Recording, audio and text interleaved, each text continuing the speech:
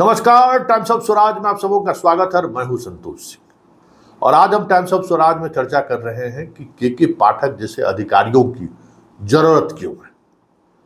जी हां, शिक्षक नाराज हैं और उनकी नाराजगी स्वाभाविक हो सकती है। के पाठक के बहुत सारे फैसले में कुछ ऐसे फैसले भी थे जो फैसले मानवीय नहीं हो सकते, लेकिन एक प्रशासक के रूप में जब आप देखेंगे, एक अधिकारी के रूप में जब के पाठक के फैसले पर जब आप अध्ययन करेंगे तो आपको लगेगा कि एक अधिकारी व्यवस्था को सुदृढ़ करने के लिए उनके पास सीमित संसाधन ही नहीं है, सीमित दायरा भी है, उससे वो बाहर सोच ही नहीं सकते। तो एक आयरन माना जाता है ना, आयरन गाटर माना जाता है इस ब्यूरोक्रेसी को ना, तो उसमें बेहतर जो हो सकता है प्रशासनिक कह सकते हैं कि निर्णय, वो निर्णय अपने अनुसार वो लेते रहे।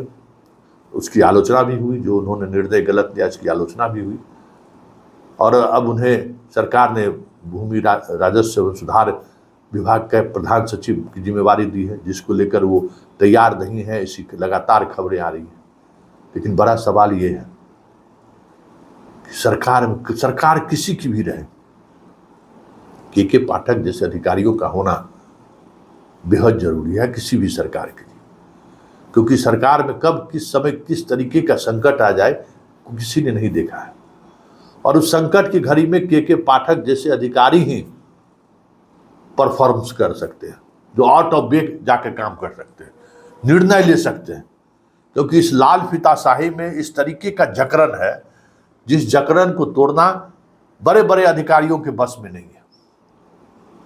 और के पाठक जैसा अधिकारी एसडीओ के कार्यकाल से लेके शिक्षा विभाग के अपर मुख्य सचिव तक हजारों ऐसे फैसले लिए होंगे, जिन फैसलों को लेकर सवाल खड़े किए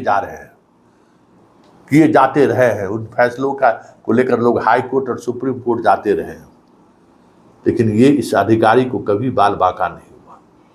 ये अधिकारी हमेशा सिस्टम और सरकार से लड़ता रहा, मंत्री को तो कभी तवज्जो ही नहीं दिया। और जब संकट आई, चुनाव आयोग के पास सिवान में शहाबुद्दीन चुनाव लड़ रहा हो और शांतिपूर्ण और निष्पक्ष चुनाव कराने की बात हुई, तो रातों रात इलेक्शन कमीशन ने निर्णय लिया कि के पाठक को सिवान का डीएम बनाया जाए और हेलीकॉप्टर से भेजा गया के पाठक को ज्वाइन करने के लिए। और फिर के पाठक ने दिखाया कि डीएम की ताकत क्या होती है। तो ये सब विपरीत परिस्थिति है। एक वाकया अडवाणी को लेकर, अडवाणी की रथ यात्रा जब चल रही थी तो निर्णय हुआ कि भाई लालू यादव ने यह निर्णय लिया कि अडवाणी को गिरफ्तार करना है। सारे अधिकारी, पुलिस विभाग से लेकर सिविल डिपार्टमेंट के सारे अधिकारी मुख्यमंत्री आवास में बैठे हुए थे। जब लालू यादव ने ये बातें कही तो हर कोई एक दूसरे का चेहरा देख रहा था।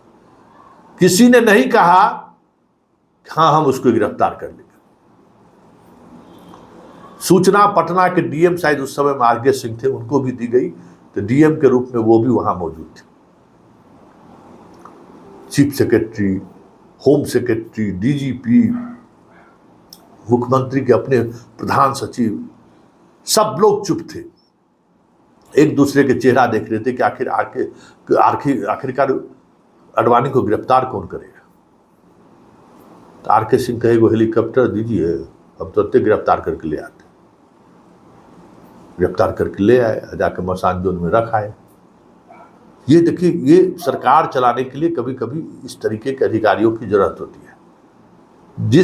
जो आप मान के चलिए कि बिहार में ये आखिरी कड़ी है उस तरीके के अधिकारी के पाठक जैसे, आरके सिंह जैसे। सीके अनिल तो गड़बड़ा गए, फंस गए वो अपने मित्र को बचाने के चक्कर में, लेकिन वो सीके अनिल भी थे। अब उस तरीके का झक्की कहिए, पागल कहिए, जो नाम देना है दीजिए, उस तरीके के अधिकारी अब का ये अंतिम कड़ी है। इसके बाद हमें नहीं लगता है कि कोई बिहार के ब्यूरोक्रेसी में इस मिजाज के अधिकारी अब कोई है, या फिर आने वाले समय में कोई आएगा भी ऐसा अधिकारी। ये अंतिम कड़ी है। ऐसे में पाठक शिक्षा विभाग के अपर मुख्य सचिव से हटाए गए, ये अलग बात है, लेकिन मुख्यमंत्री को इस बात का ख्याल रखना चाहिए था कि अभी भी इस व्यक्ति का नौकरी अवधि काफ़ी है। इनके बैच के सारे अधिकारी रिटायर कर देंगे, इनके बैच के बाद वाले भी अधिकारी रिटायर कर देंगे, तब भी ये नौकरी में बने रहेंगे और कभी भी इनकी जरूरत पड़ सकती है, इनके जैसे अधिकारियों की जरूरत पड़ सकती है। शिक्षा विभाग में जो कुछ भी किया उसमें कहीं न कहीं मुख्यमंत्री की सहमति रही, लेकिन मुख्यमंत्री जिस तरीके से छोड़ दिया इनको, मतलब आज़ादी के नाम पर इनको आवारागर्दी करने के लिए छोड़ दिया, हमें लगता है कि किसी मुख्यमंत्री को इस हद तक आवारागर्दी करने की इनको छूट नहीं देनी चाहिए थी। इनको नियंत्रित रखना जाना चाहिए क्योंकि ये खुला साड़ है, एकदम खुला साड़ ने कहते हैं गाँव घर में, उस तरीके का है। नियंत्रण जरूरी था, संभाल कर रखते, हमें लगता है कि बहुत बड़ा एसेट होता शिक्षा विभाग के अपर मुख्य सचिव के रूप में। हालांकि इन्होंने बहुत सारा काम किया, लेकिन जो कुछ भी थोड़ी आलोचना हुई जिससे सरकार के चेहरे पर भी दाग पड़ा और इनको एक विवश हुए हटाने के लिए, हमें लगता है कि मुख्यमंत्री जिस तरीके से इनके साथ खड़े थे, कुछ इनके निर्णय को लेकर इनको समझाया जा सकता था। और नीतीश कुमार की बात ये पूरी तौर पर समझते भी हैं, ये भी बात कि नीतीश कुमार का एक बात भी ये काट नहीं सकता है।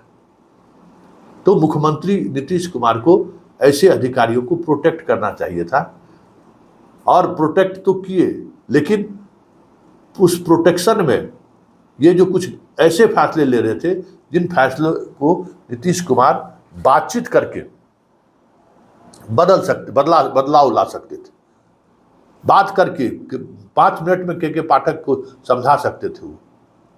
लेकिन अब चीज़ें सारी बदल गई हैं। ऐसे में के पाठक की उपयोगिता आज भी इस बिहार के ब्यूरोक्रेसी के लिए है, इस बात को मैं समझता हूँ। ऐसे में उनकी वापसी महत्वपूर्ण है, क्योंकि भूमि सुधार और राजस्व विभाग में भी बहुत कुछ करने की जरूरत है।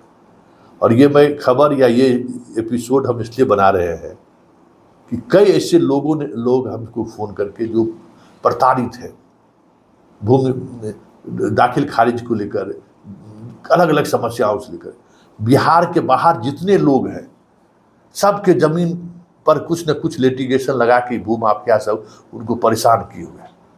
ऐसे लोग पाठक का नाम सुनकर बड़ी राहत महसूस कर रहे थे, चलिए पाठक आएंगे तो बहुत सारी चीज़ें बदलेंगी। लेकिन जब से ये खबर आने लगी है कि पाठक नहीं भी आ सकते हैं, बड़े स्तर पर निराशा की भाव है, क्योंकि यही व्यक्ति है कि उस विभाग को भी रातों रात बदलने की ताकत रखता है, क्षमता रखता है।